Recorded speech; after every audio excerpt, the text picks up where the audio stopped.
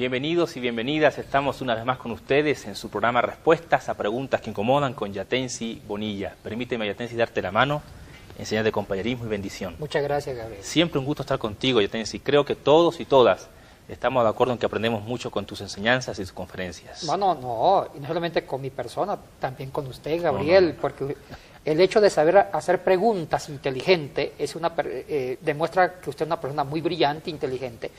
Bueno, y yo lo conozco a usted como una persona muy preparada, gracias, con mucho Yatensi. contenido y un gran catedrático que tiene el mundo evangélico en América Gracias, Latina. Yatensi. Bueno, después de estas palabras tan motivadoras del pastor Yatensi, estamos comenzando con este programa y le recordamos que estamos en preguntas sueltas que la gente ha lanzado, o más bien preguntas abiertas, a nuestro correo. Yatensi, ¿cuál es el correo al que pueden enviar las preguntas? Es yatebonilla @motivacionesdesarrollo.com. ¿Hemos recibido preguntas, Yatensi? Sí, ay, mire, Gabriel, yo estoy muy nervioso y asustado porque es tantas las preguntas que nos mandan a este correo que falta tiempo para contestarlas, y el problema es que no nos gustaría contestar preguntas en forma rápida, en forma live para contestar otra, sino que nos queremos tomar el tiempo y ante cada pregunta hacer una cátedra, porque hay que aprovechar cada pregunta que mandan y contestamos. Queremos hacerlo también, gastar varios programas para profundizar, y a veces se acumulan muchas preguntas que yo creo que pongamos, y yo les pido a los que mandan preguntas que no se preocupen, no se asusten, no piensen que no las queremos contestar. Lo que pasa es que vamos a tomarnos tiempo. Puede ser que alguien mandó una pregunta hace 3 meses y recién ahora la estamos contestando. ¿Cómo va a suceder con esta pregunta que usted va a hacer? Porque es una pregunta que mandaron hace meses atrás. Ajá. Entonces nos tocó contestar las primeras preguntas. Bueno, efectivamente la pregunta que estaremos respondiendo en este programa, y no sé si en un segundo, vamos a ver cómo se desarrolla esto, tiene que ver con una doctrina en particular que es muy importante, Yatensi. Doctrina que muchas iglesias comparten y otras no. Doctrina que ciertos conferencistas o predicadores comparten y otros no. Se han escrito sendos libros acerca de esta doctrina, aplaudiendo la doctrina o afirmándola, y otros negando esta doctrina. Y me refiero a la predestinación. Alguien nos preguntó a través del mail, ¿qué es la predestinación? Y de eso tratará este programa y tal vez el siguiente.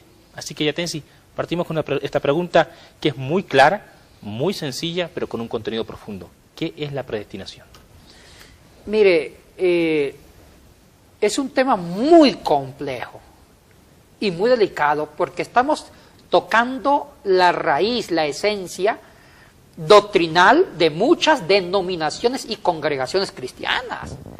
Y sobre esta pregunta se han generado grandes divisiones dentro de la comunidad cristiana. Ajá. Inclusive problemas entre católicos y una ala del protestantismo. Y entre los protestantes evangélicos también hay divergencias en torno a este tema. O sea que estamos tocando una de las esencias más importantes de la identidad doctrinal de la familia cristiana, evangélica, y de otras posturas cristianas, inclusive ortodoxa, griega. ¿Por qué? Porque es un tema que tiene que ver con la salvación. Ajá. Y la salvación es un tema doctrinal esencial en la vida cristiana y en la religión cristiana. Y sobre ese tema hay muchas subpreguntas. ¿Somos salvos? Si somos salvos por gracia, ¿quiere decir que estamos predestinados todo el mundo a la salvación? ¿O Dios escogió a unos a condenación, otros a salvación? ¿O la sangre de Cristo es limitada? ¿Solamente derramó su sangre para algunos que Él quiere salvar? ¿O murió y derramó su sangre para todo mundo? O sea, sobre eso se ha tejido mucho. Ahora, empecemos por el comienzo, Gabriel, el término. Ok, vamos entonces a definir etimológicamente la palabra predestinación, ¿es correcto? Gabriel, aquí tengo una profunda preocupación y aquí este programa se va a enriquecer. Usted es un historiador, un teólogo de pura sangre y un gran teólogo, y permíteme felicitarlo.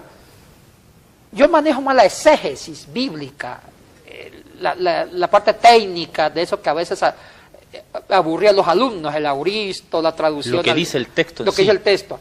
Y aquí hay grandes divergencias. muchas divergencias. La palabra predestinación es una palabra más teológica, Gabriel, no exegética. Cuando tú dices más teológica que exegética, ¿estás diciendo que la palabra predestinación no aparece en los santos escritos? No, no así con ese rigor que la teología sistemática ha elaborado por muchos siglos. No con ese rigor, Gabriel.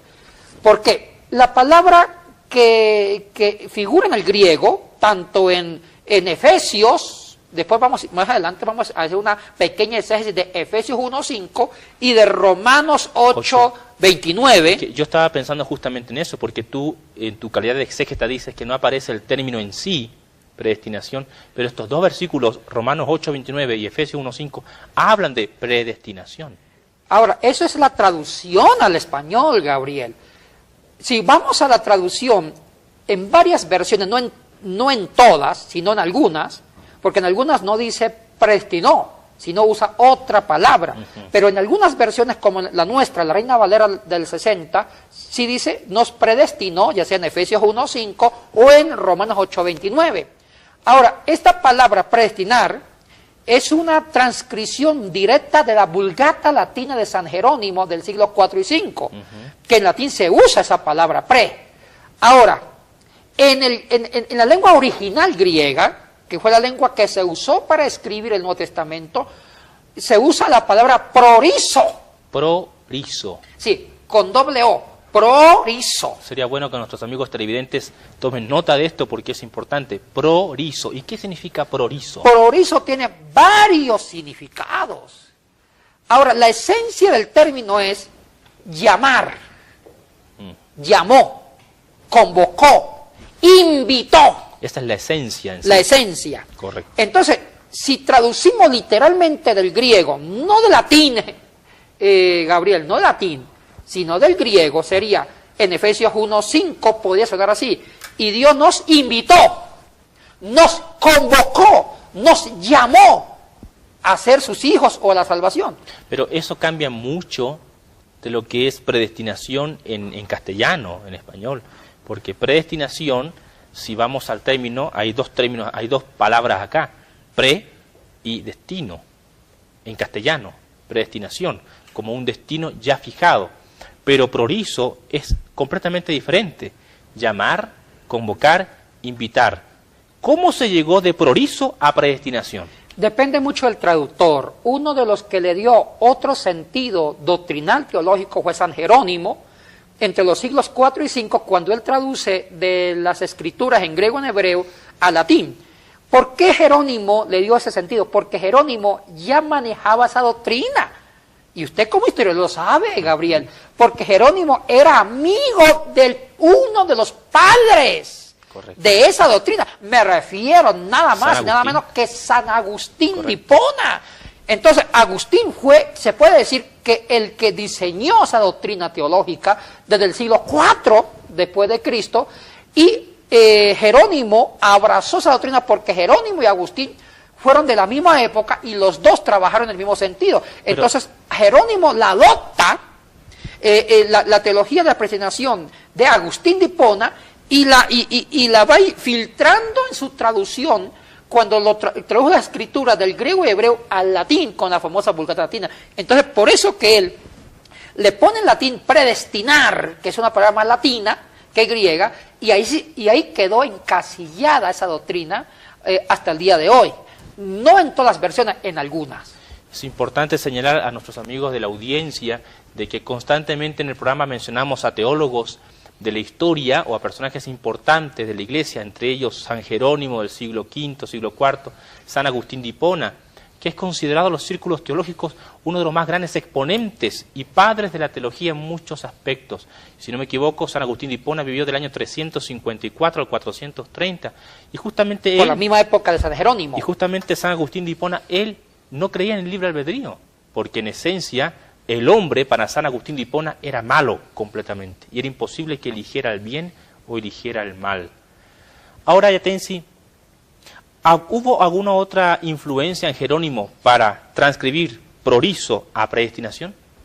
No, fue la influencia agustiniana. La historia ha demostrado, Gabriel, y usted lo sabe más que nadie, que los dos grandes doctores de la Iglesia. El uno era teólogo, como Agustín, y filósofo, Ajá. historiador, como Agustín de Hipona, y el otro era un biblista, exégeta. Jerónimo, correcto. Pero parece que la influencia del santo de Hipona, que así lo conoce la historia, ese gran teólogo y también gran cristiano que fue, a mí me encanta la vida de Agustín y también a usted, la influencia de la predestinación de Agustín tuvo grandes repercusiones o influenció profundamente en el pensamiento bíblico de Jerónimo. Es por eso que para entender la Vulgata Latina de San Jerónimo hay que entender la influencia de Agustín en Jerónimo, en varias partes de las traducciones. Entonces hay que separar con un bisturí y hacer una cirugía de alto riesgo. Separar lo que es influencia de Jerónimo en la Vulgata Latina y lo que el texto griego lo dice en su propia naturaleza pura. Entonces, hay que hacer esa separación muy delicada. Yatensi, pero al referirnos a prorizo en griego, llamar, convocar, invitar, ¿no ponemos en jaque a esto de la doctrina de la predestinación? Sería bueno quizás escarbar un poquito la historia y que nuestros amigos y amigas puedan entender qué mismo es esto de la doctrina, qué enseña la doctrina de la predestinación y cuáles han sido sus máximos exponentes. Ya dijimos a San Agustín de Hipona, pero siglos más tarde tenemos a otros, grandes exponentes también, y padres de la Iglesia, como Juan Calvino, por ejemplo. Mire, un 70%, no sé si la estadística que estoy manejando, y usted me corrige, Gabriel, si me equivoco, un 70% de la doctrina protestante de la Reforma del siglo XVI es de tendencia calvinista, de Eurico Zwinglio, de la predestinación, y un 30% de la doctrina protestante de la Reforma es de tendencia arminiana, de Jacobo Arminio, que va por otra línea. El libre albedrío. Libre albedrío. Ahora, yo creo que es importante ver la raíz o las raíces históricas de esa doctrina, que el responsable, aunque hubiera un antecedente teólogo más antes que él, como Pelagio, pero en sí el responsable de esa doctrina, el que la diseñó, no fue Calvino, no fue Eurico Zwinglio, el reformador de Zúrich. El padre de esa doctrina es San Agustín de Hipona entre los siglos IV y V. Entonces tenemos que hablar de Agustín y tratar de ver dónde se inspiró Agustín de Hipona para formular una doctrina muy aceptada en nuestros círculos protestantes. Vamos poniendo entonces los puntos sobre las íes. Estamos diciendo que históricamente el padre de la teología o de la doctrina de la predestinación es don Agustín de Hipona, teólogo del siglo IV y el siglo V. Desarrollemos un poquito esto, Yatensi. Mire, Agustín, más que un teólogo puro, fue un filósofo, y un gran filósofo. Él cristianizó el pensamiento de uno de los filósofos más grandes de la antigua Grecia, Platón. O sea, que el pensamiento agustiniano es un pensamiento platónico cristianizado. Esto da a entender que el padre de la predestinación no hay que encontrarlo con Agustín, hay que encontrarlo con las escuelas griegas. Y el padre de esa doctrina fue un filósofo que fundamentó ese pensamiento no desde la teología, sino desde la filosofía, y me refiero a Platón. Ahí está la clave de todo. Entonces nos toca, para entender a Agustín, hay que hablar de Platón. Así como Santo Tomás de Aquino en el siglo XIII cristianizó a Aristóteles, Agustín cristianizó a Platón. Entonces, hablemos de Platón. Platón tiene un libro que ustedes, amados televidentes, pueden corroborar lo que estamos diciendo con Gabriel, lo pueden corroborar. Hay un libro que escribió Platón muy famoso y lo encuentra en las librerías seculares, que se llama La República. Y en el último capítulo, en el apéndice, en la última parte, hay un tratado que se llama El mito de la caverna. Ese pequeño tratado es una bomba atómica, porque es donde Platón elabora la filosofía, la teoría del conocimiento, la epistemología. Y es ahí donde presenta su postura filosófica que Agustín cristianizó. Ahora, hablemos ahora sí de Platón, para entender esta doctrina. Platón era un dualista marcado. Él creía en dos mundos, Gabriel. En el mundo de las ideas, que era sinónimo de un mundo espiritual, y en el mundo material, que era el mundo físico. Y si factible. no me equivoco, para Platón el mundo de las ideas era el mundo perfecto. Exactamente. Porque él estaba en contra de todo lo físico y lo material, ¿no? De acuerdo, Gabriel, mire, y sigamos con esta línea que usted acaba de mencionar. El mundo de las ideas era el mundo de la espiritualidad perfecta, era el mundo de lo absoluto, el mundo de las verdades inmutables. Ahí estaba todo perfecto, existía la ética perfecta. Pero había un mundo que era imperfecto, el mundo material, el mundo factuo. Ay, Gabriel. Es por eso que la influencia platónica llevó a muchos pensadores posteriores, e inclusive esto se coló en el cristianismo, a un desprecio por la materia, a un desprecio por el cuerpo, a un desprecio por lo físico, y solamente adorar lo espiritual. Ay, Gabriel, me adelanto. La influencia platónica tuvo grandes repercusiones en la teología sistemática cristiana, tanto católica como protestante. Es por eso que los grandes monjes empezaron a despreciar su cuerpo y a culpar su cuerpo como si fuera algo maligno. Y la única forma de conservar un Espíritu Santo era mortificando el cuerpo, pegando su cuerpo para que su alma no pecara. Eso es una influencia no tanto del judaísmo ni del cristianismo primitivo, es una influencia platónica que se metió a través de Agustín de Hipona y después del Papa Gregorio Magno al cristianismo antiguo. Mire, esto me preocupa mucho, porque aquí nació un concepto antropológico según Platón. ¿Cuál era el concepto de hombre? Para Platón el hombre era un compuesto, Gabriel, no una unidad, un compuesto para Platón. El hombre se componía de una idea, el eidos en griego, una idea perfecta, que estaba en el mundo de las ideas. Y un demonio llamado demiurgo.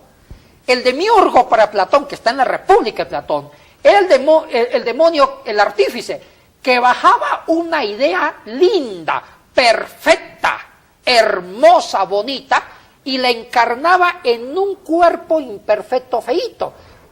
Ese era el concepto de hombre para Platón.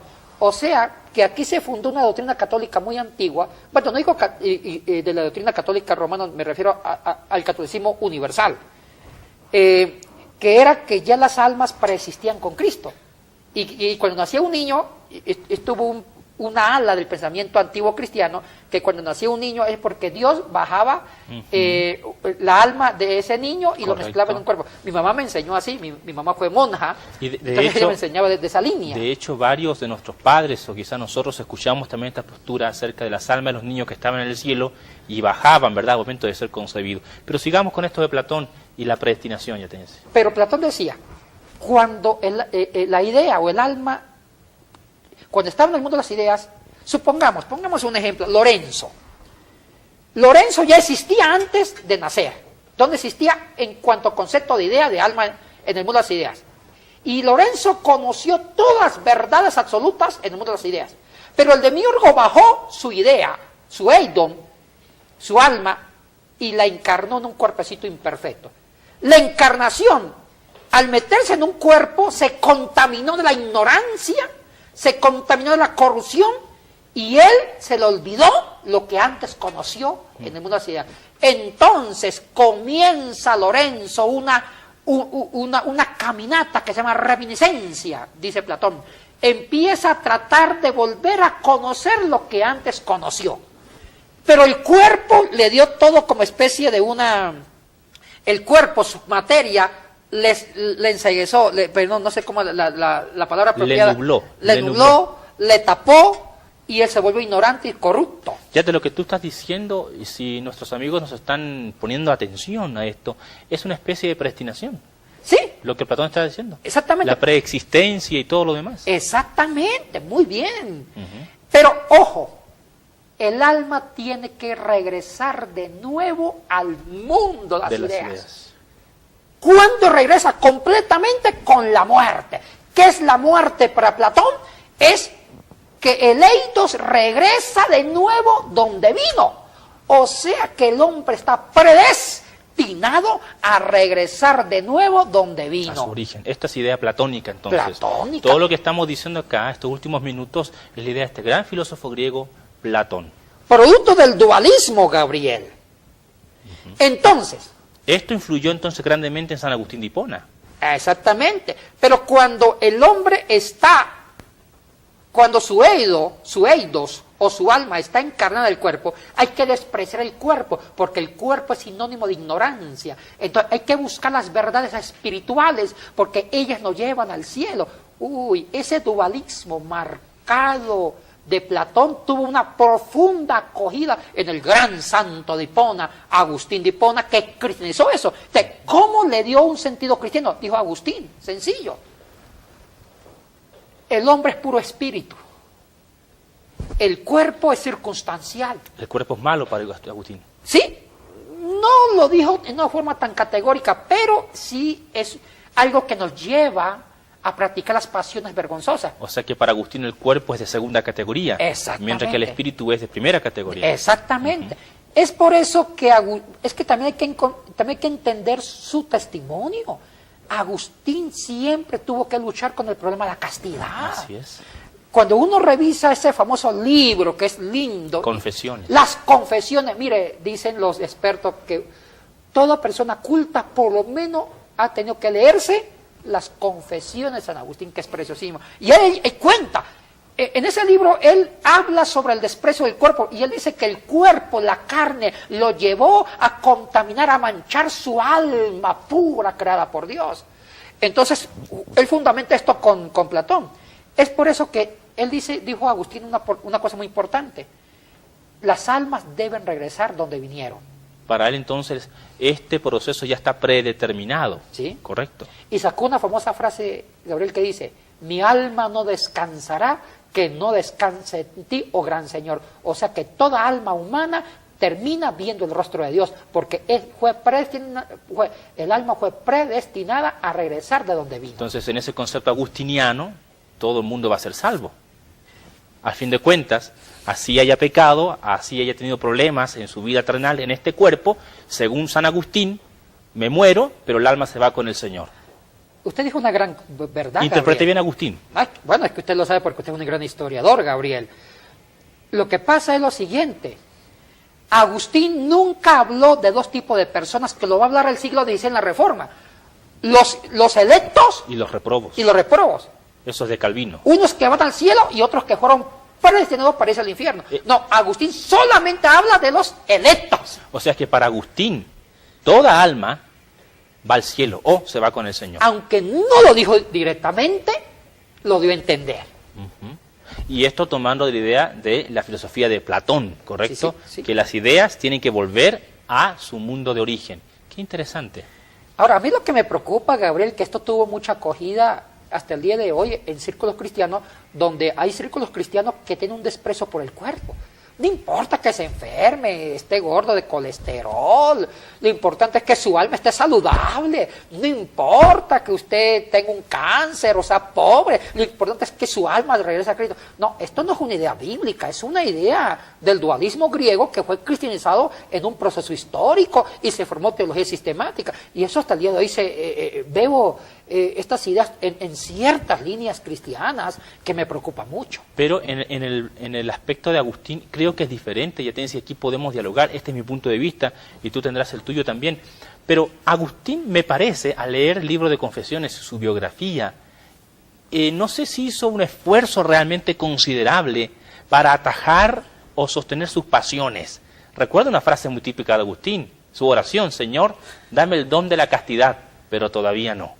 Porque él siempre sufría de esto, no mañana. ¿no? Estamos como las tienditas, hoy se fía, hoy no se fía, mañana sí. Es lo mismo con San Agustín.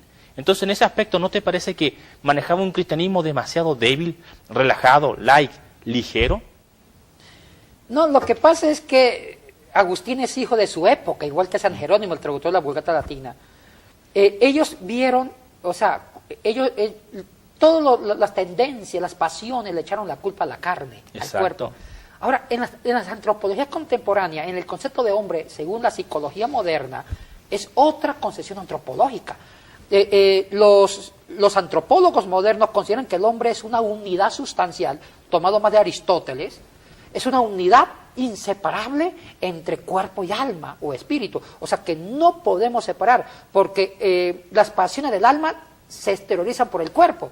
O sea, separar los dos es insostenible, según las antropologías contemporáneas. El tema es delicado y el tema es profundo, señores, porque también San Agustín influyó a otro gran pensador del siglo XVI, ya estamos terminando, Martín Lutero. Fue Martín Lutero el que dijo, peca forte, ¿verdad? En otras palabras, Martín Lutero dice, ¿qué puedo hacer? Soy pecador en esencia, nada puedo hacer al respecto. Y estamos llegando al final.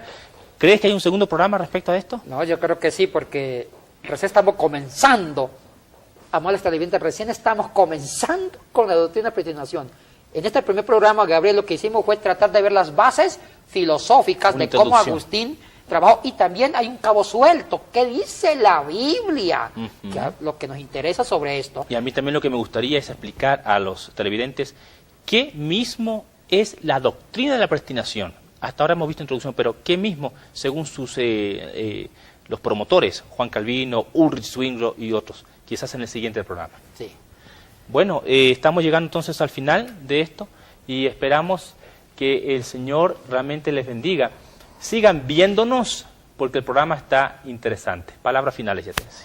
Mire, en los próximos programas, Gabriel, vamos a seguir ahondando sobre el tema de la predestinación, porque es un tema tan importante en la doctrina de nuestras iglesias cristianas. Dios les bendiga y entonces nos vemos en la siguiente ocasión. Estamos aquí nuevamente con ustedes en este su programa Respuestas a Preguntas que Incomodan con Yatensi Bonilla. ¿Cómo te has sentido, Yatensi, estos últimos días? No, muy contento porque estamos trabajando una pregunta que nos mandó hace meses una persona sobre lo que es la predestinación y justo ya estamos contestando esta pregunta. Yatensi, ¿crees que la respuesta a esta pregunta trae edificación al pueblo de Dios? ¿Crees que trae polémica o división? No sé, lo único que sé es que estamos respondiendo muy profesionalmente y muy técnicamente, más allá de las repercusiones que va a tener. O sea, yo creo que este programa se ha elaborado para responder objetiva, científicamente, porque a veces se tejen muchos mitos sobre cuestiones que nunca existieron. Y a veces la gente va creando una cultura sinónimo de verdad de algo que no tuvo una base. Entonces es bueno aclarar muchos conceptos desde el corazón de las escrituras, manejando las lenguas originales y también del corazón de la historia. Respecto a esto, entonces, es importante señalar que el objetivo de respuestas a preguntas que incomodan no es dividir, no es tampoco criticar, sino edificar a la iglesia, desde la pastoral, desde la académica, lo académico, con la verdad, con el profesionalismo que nos caracteriza al respecto. Nosotros como pastores y como teólogos Yatensi respetamos todas las tendencias, ¿verdad? Fue Karl Barth el que dijo, un teólogo que no sabe dialogar con otras teologías no puede ser llamado teólogo, ¿verdad? Nosotros respetamos a los de iglesias de tendencia de libre albedrío, a los de tendencia salvo siempre salvo y a los que están en la doctrina de la predestinación. Pero estamos respondiendo a esta pregunta que un televidente envió genuinamente con respecto a qué es la predestinación. Y para hacer un resumen del programa anterior, estuvimos viendo de que la palabra predestinación viene del griego, recuérdame la palabra. Proorizo. Proorizo, y proorizo significa etimológicamente llamar, convocar, invitar. O sea, Dios llama, Dios nos convoca, Dios nos invita a ser sus hijos. También dijimos en el programa anterior de que la palabra predestinación como tal no aparece en ningún texto bíblico. Aparece, repito, proorizo. ¿Quién entonces fue el que puso esta palabra en las Sagradas Escrituras? Depende aquí de los traductores. San Jerónimo, siglo V, influenciado por su amigo y contemporáneo San Agustín de Hipona, que a su vez fue influenciado por un gigante de la filosofía, Platón, quien concebía el mundo de las ideas y el mundo material. Para Platón entonces las ideas o el alma del ser humano estaba ya predeterminada a volver a su mundo de origen, el mundo de las ideas. Esto plasmó fuertemente el corazón y mente de San Agustín de Hipona y obviamente a San Jerónimo. Interesante. El programa anterior sentamos las bases históricas y filosóficas, pero no podemos detenernos aquí, porque hay otros pensadores ya por el siglo XVI que hicieron fuerte esta doctrina y que desde ahí muchas iglesias también han fundamentado sus bases, sus doctrinas. Nos referimos a Ulrich Zwingli, por ejemplo, del siglo XVI, Juan Calvino también. Ya te decía, ¿qué tenemos para hoy? Sí, como usted ya lo mencionó, Gabriel, vamos a descubrir o a dialogar sobre los pensamientos teológicos de varios reformadores que también siguieron cristianizando esta doctrina que cristianamente nació con San Agustín de Hipona entre los siglos IV y V y que Agustín, como usted lo dijo en el resumen, lo tomó de Platón. Ahora, el catolicismo antiguo, Gabriel, hubo muchas discrepancias.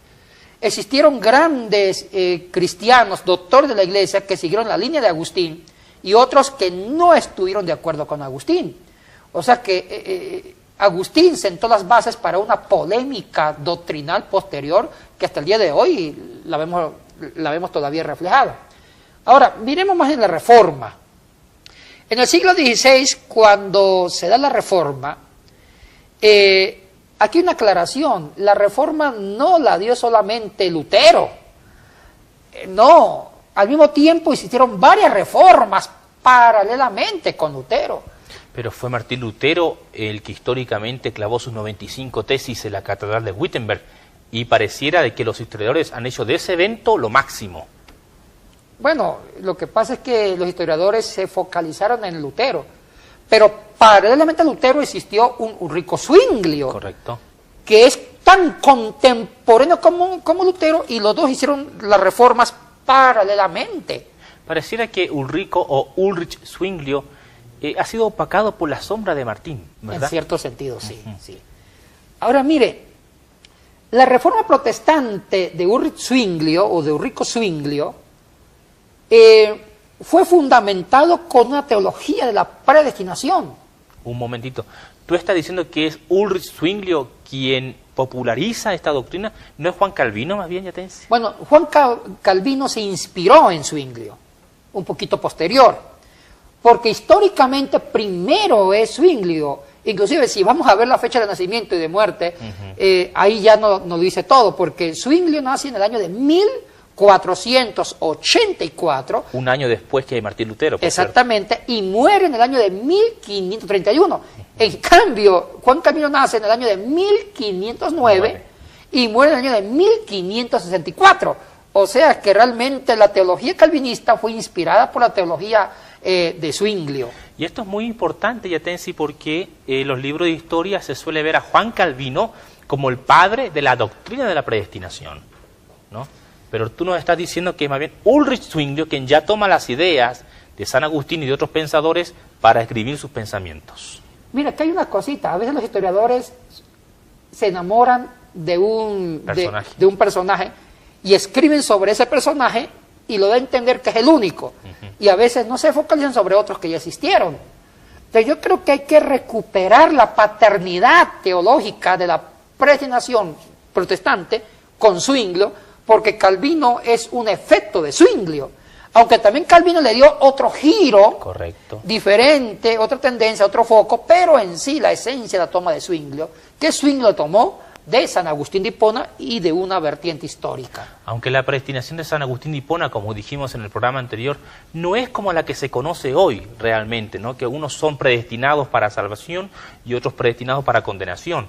Me parece que en el pensamiento agustiniano estaban todos predestinados de alguna u otra manera a volver al lugar de origen. El alma se va con Dios. Hablemos de Ulrico Zwinglio, Yatensi, para entender su doctrina. ¿Qué mismo era él? ¿Quién fue? ¿Qué hizo? ¿Y dónde lo hizo? Zwinglio fue el reformador suizo de Zúrich y fue un humanista. Él perteneció a los círculos humanistas, como también perteneció Juan Calvino. El humanismo de la época moderna es muy importante. Ahora, cuando hace la reforma que hizo Zwinglio fue una reforma más patriótica, porque él amaba a su país, a su tierra natal, a Suiza. Y los suizos eran grandes soldados que vendían sus servicios como mercenarios a los que adquirían sus servicios. Entonces, él quiso decir, mire, el catolicismo antiguo no ha ayudado a una identidad patriótica nacional. Entonces, él quiso dar autoestima a los suizos, decir, mire, ustedes no se vendan como mercenarios al mejor postor, ustedes tienen su propia identidad. Y por ahí él fue confesionando la reforma. Ahora, esto ayudó mucho la predestinación a este objetivo. O sea que Zwinglio más bien organizó y fue el gestor de una reforma protestante en Suiza, en Zúrich, pero más de tendencia política, vamos a decir. Y patriótico, y patriota. Ahora... Pero, y justamente, ¿qué tiene que ver eso con la predestinación? Para allá vamos, ¿no? Sí, justo para ese punto vamos.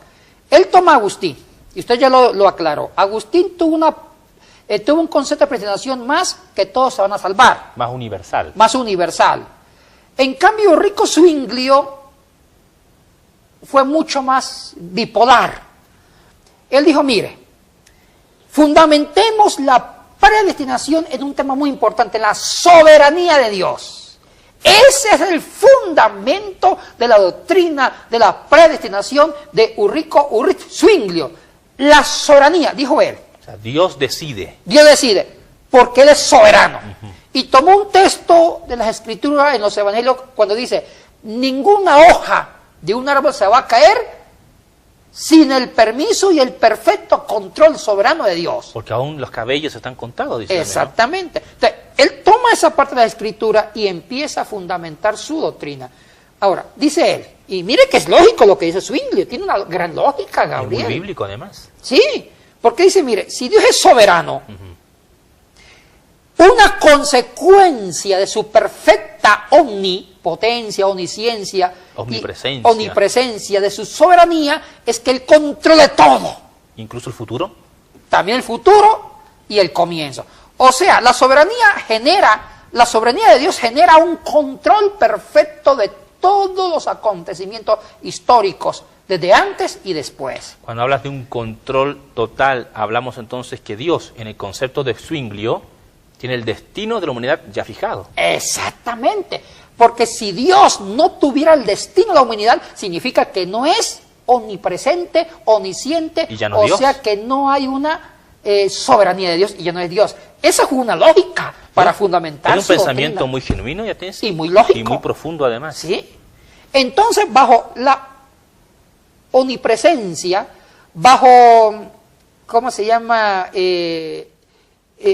Todo el omnipresente, omnisciencia, o sea que Dios controla todo,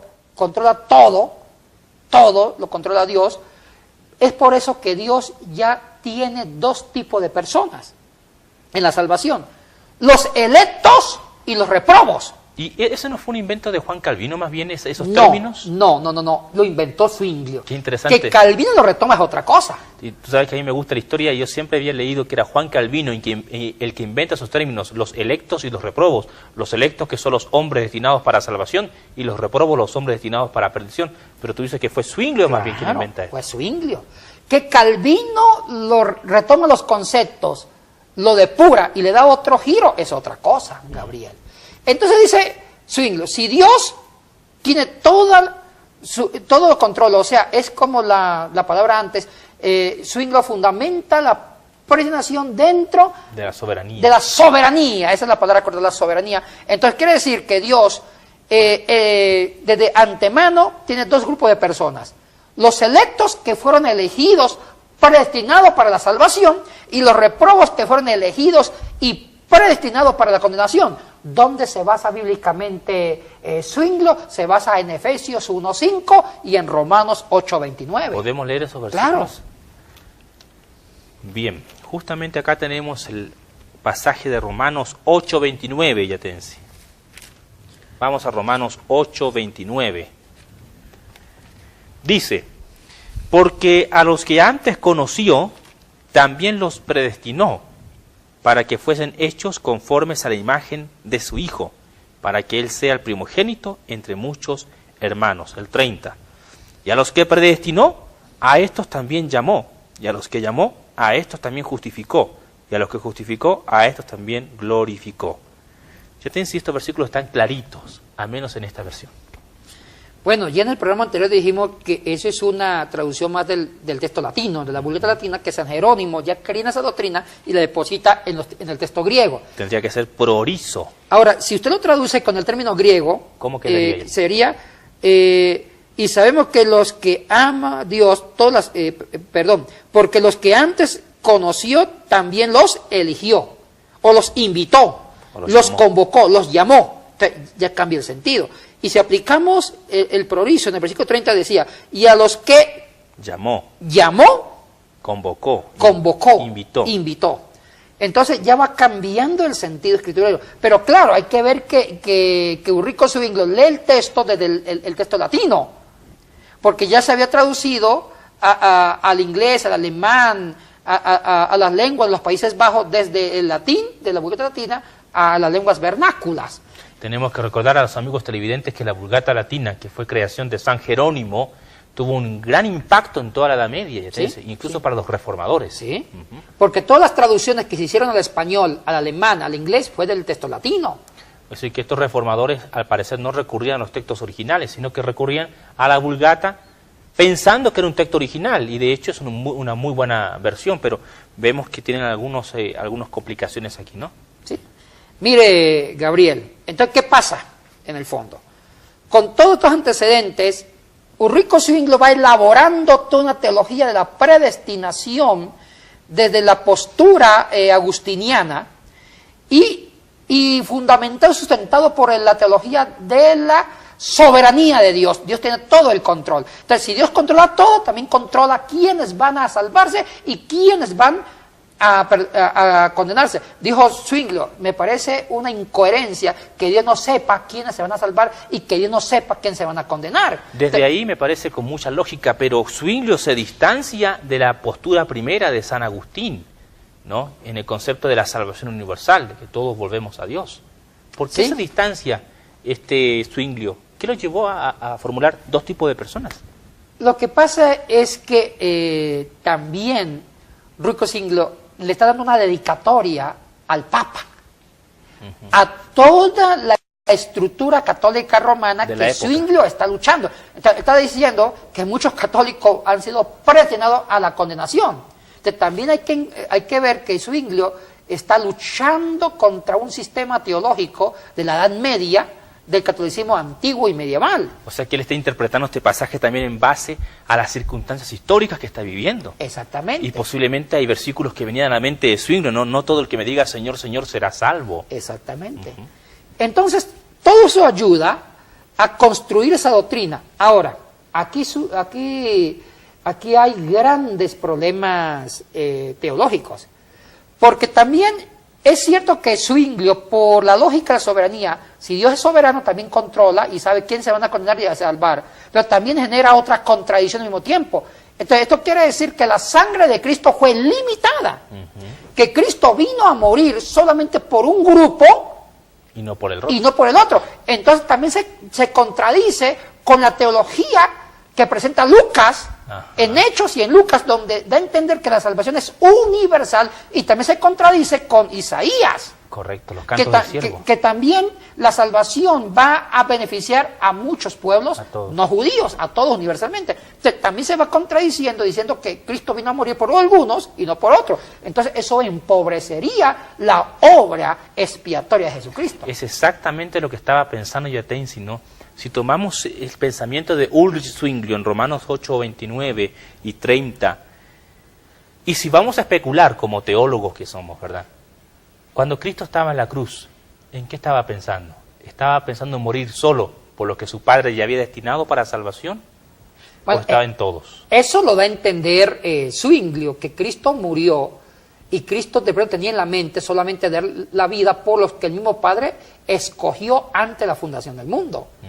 Y no por todos. Entonces, ya nos estamos metiendo a un reduccionismo de la cristología lucana e inclusive paulina, porque Pablo tuvo una obsesión por predicar el evangelio de los gentiles con el concepto de una salvación universal. Entonces, si aceptamos la predestinación de Zwinglio, quiere decir que Cristo murió por algunos, por los electos, y no derramó la sangre por los reprobos. Entonces, ya es una contradicción, porque vuelvo a repetir, porque Lucas presenta que la sangre de Cristo es universal. Él murió por todos nosotros.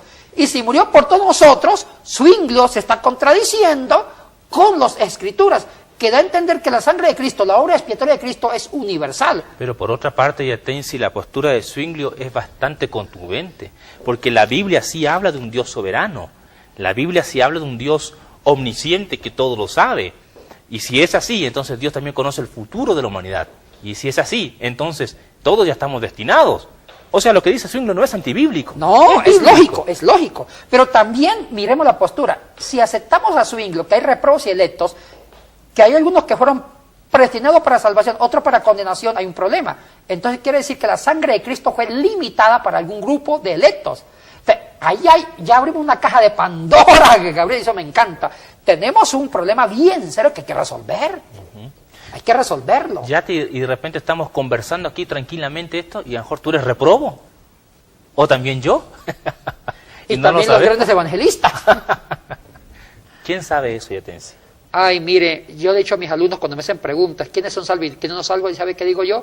Eso que le conteste Dios. Y yo a veces felicito a los osados, que ya se atreven a decir quiénes son salvos y quiénes no son salvos.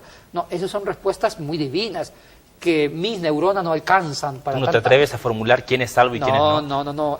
Hay cosas que le compete solamente a Dios. Hay áreas, la salvación le compete solamente a mi amado Dios. Hay cosas que yo no puedo, porque, mire, dijo un gran maestro mío, dijo una cosa que realmente hasta el día de hoy nunca olvido.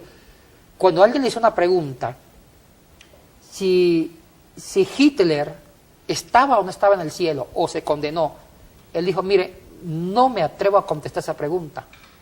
Esa pregunta que la contesta el mismo Dios. ¿Por qué? Porque hay áreas, porque no todo de Dios podemos saber. Porque Dios es perfecto y yo soy imperfecto. Y el día que yo, como hombre imperfecto, con una mente chiquita, trate de descifrar los misterios perfectos de Dios, ya Dios deja de ser Dios y se convierte en un objeto manipulable de mi razón. ¿Qué es lo que hace que Dios sea Dios? Que Dios todavía maneja mucho misterio, que mi mente nunca va a alcanzar a descubrir ese misterio tan perfecto de Dios. Entonces, hay áreas de Dios, como la salvación, que yo no alcanzo a saberlo todo, sino partecitas. Porque el día que yo sepa todo de Dios, ese día Dios dejó de ser Dios y se convirtió en un ratón de laboratorio de mi mente. Y es una gran verdad. Si es posible, estaba pensando en esto, es posible conciliar estas dos posturas, la teología de Lucas de la salvación universal y la postura de Ulrico Zwinglio. Es posible que, a pesar de que Dios sepa quiénes son salvos y quiénes no, lo cual no significa que los destinó, pero a pesar de que Dios sepa, es posible que el ser humano pueda revelarse a ese destino. Es posible que el ser humano, a pesar de, quizás, saber Dios que está destinado para perdición, revelarse y decidir pasarse al lado o al bando de los salvos. Ahora, aquí nació la contrarrespuesta de Ulrico Zwinglio, llamado Jacobo Arminio. Ah, nuestro amigo Arminio, que representa una ala del protestantismo. Y una ala poderosa también. Poderosa en la parte más de los Países Bajos, sobre todo Holanda. Él no quedó contento con esto. ¿Por qué? Porque Juan Calvino agudizó. Claro. Juan Calvino profundizó la predestinación propuesta por Zwinglio. ¿Qué hizo Juan Calvino? Juan Calvino le dio un fundamento diferente a Zwinglio. ¿Cuál fue el fundamento? La providencia. Dentro de la providencia sustentó Juan Calvino el tema de la predestinación. Pero aquí hay algo increíble. Juan Calvino tuvo mucha más acogida que Lutero que Arminio. Que Lutero, que Arminio, que Zwinglio. Y la teología calvinista de la predestinación de Juan Calvino tuvo presencia en Suiza, en la Reforma Anglicana en Inglaterra, tuvo presencia en la Iglesia de Escocia, y ahí se originó los presbiterianos. Así es. Bueno, importante, según lo que yo estaba leyendo en historia, ¿verdad?, que en ciertos países de Europa a los presbiterianos se les conoce como reformados, sí, mientras que en nuestra América Latina más se les conoce como iglesias presbiterianas. Exactamente. Iglesias que respetamos mucho, porque tenemos amigos también, ¿verdad?, ahí. Ahora, Juan Calvino implantó esa doctrina en el dominio de Ginebra. Mire, cuando él estuvo en Ginebra, gobernando la ciudad junto con Guillermo Farel, hacia el año de 1536, 1538, inclusive esa teología la volvió política, donde dijo, bueno, los electos que ya son salvos tienen que comportarse como electos. Ay, Gabriel, confeccionaron leyes que ellos mismos ni siquiera las cumplían, junto con Guillermo Farel. Es que Juan Calvino era radical realmente. ¿Sí? En su biografía vemos que el hombre era sumamente fuerte en sus principios. ¿Y por qué hizo estas leyes de disciplina? Y resulta que el gobierno de la ciudad ya eran cristianos, reformados, y seguían la línea de Calvino. Entonces, entre los años de 1536 a 1538, con Guillermo Farel y Juan Calvino dijeron, mire, los electos deben vivir una ética de electos. Nada de vino, nada de juegos de azar, nada de baile, nada de mundo. Se van a comportar como los elegidos y predestinados por Dios.